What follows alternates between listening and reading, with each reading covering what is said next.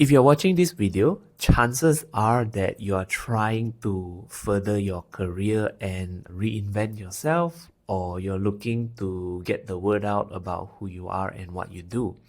Meeting people or networking up is kind of the best advice to go about it other than building your profile online. But if you're like me, right, I would say I'm an introvert. I am soft-spoken. So when I was starting out, it was a really, really big struggle. And kind of through this process of doing thousands of meetings, I kind of figured out a formula that worked for me. Now, if you're new here, my name is Dom. I run a branding agency in KL called Iwi Digital. So I started this channel to share my experience of what it's like running an agency behind the scenes. Hopefully, by sharing my thought process, you become more creative in the way you position yourself and how you communicate. Now, let's get to the list. The first one is actually to be the silent authority. So what I like to do is if I'm meeting someone, and especially, meeting new people, you get anxious and all that. But being the silent authority kind of has a lot of benefits. So before you meet that person already knows who you are, what you do, and they have that desire to meet you because they want something from you. Very likely is information that they cannot find in ChatGPT. So how do you set that up, right? I always have kind of this unspoken rule. For every meeting that I take up, I probably prepare 3 hours for a half an hour to a 1 hour meeting. And that might sound a little bit excessive, but that's what I'm comfortable with. So what I usually do is a few things. The first one is to kind of like run through all the anticipated questions that might have come up during this meeting that will happen, that take place, so that I am able to kind of understand and respond actively, not like, oh, let me find out first, then I'll get back to you, right? Secondly, I would also kind of set the agenda. Okay, the purpose of us meeting is, for what's the reason, it has to be clear. And finally, how to be the silent authority is really, really, I call it the gut-brain diagnosis. It means to kind of use your preparation to this process to kind of identify the client's biggest unspoken fear upfront.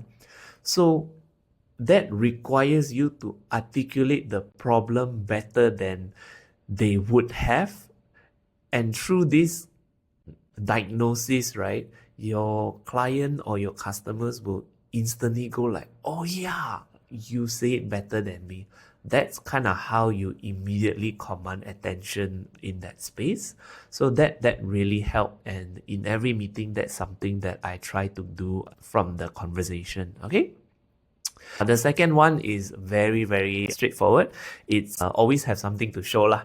You cannot go to a meeting empty-handed, is like naked like that, right? So let's say for a meeting, I always, if I have got nothing to show, then I would maybe share a story of who I met or who recommended me to meet this person.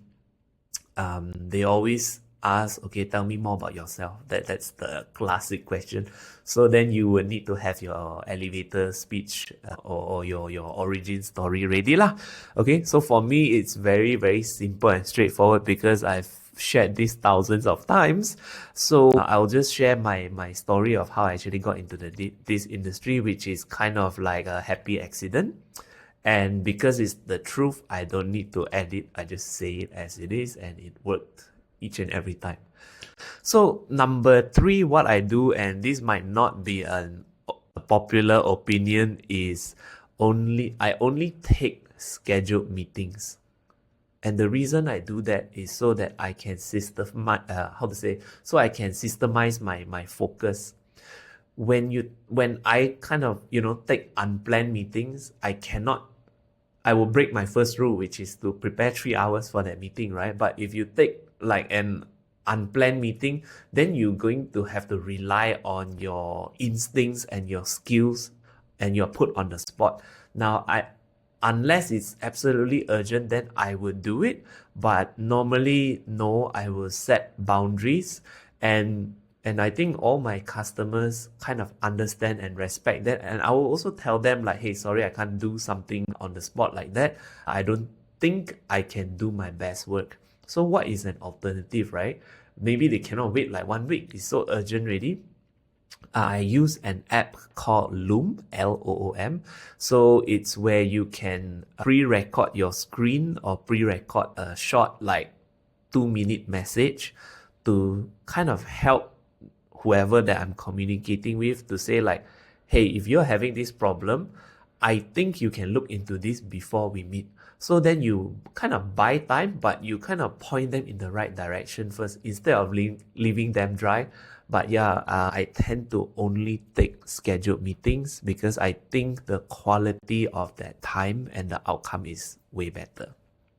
Okay, so number 4 is really, it takes practice. I don't think you can kind of prepare this one, which is to master conversation on a 1-to-1 or on a 1-to-2 basis. So I never like big meetings because I'm already so soft spoken. Imagine me having to speak to a room of 10 people. I would have to prepare even more. Okay, so when I have 1-to-1 conversation, it doesn't have to be like this serious conversation. Everyone is like more relaxed, so either 1-to-1 or 1-to-2, right? I can just open my phone and just share information casually. I never really present things in a very formal manner. It's always candid, and like I say, I'm speaking to their gut brain, right? They kind of already know, but they just want to meet me to confirm the details of like a project or a problem that my customer is facing. So if let's say it has to be a big meeting, I would usually schedule like an online meeting or a Zoom where I have slides to assist me so that I can always ground the conversation and time it properly so I don't waste people's time. What I tend to find is like if you don't have this personality where you can command meetings, it tends to be quite messy when everyone is like running in and contributing something, and then the conversation and the focus just gets lost. Okay, that's number 4, mastering conversation 1-to-1. And last but not least is, I guess, the most important one is to treat it like a coffee date. So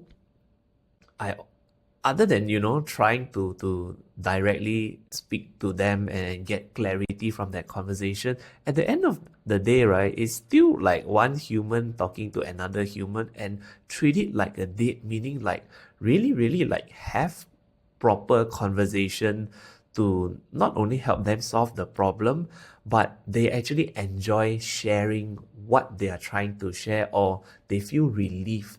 There must be some emotion to it. Don't go in the meeting like a robot lah, but I know this takes practice, and when you eventually gain the skills of being very good at what you do, then that comes to a point where you start to focus on all these smaller things that actually make a difference, and the person that you're talking to actually remembers it. So I would get how I know is you will get feedback lah, like the person that you're speaking to, like, hey, last time I met you, you gave me this advice, I actually followed it and I've seen some results from it, so thank you. So that's how you know things are going to work.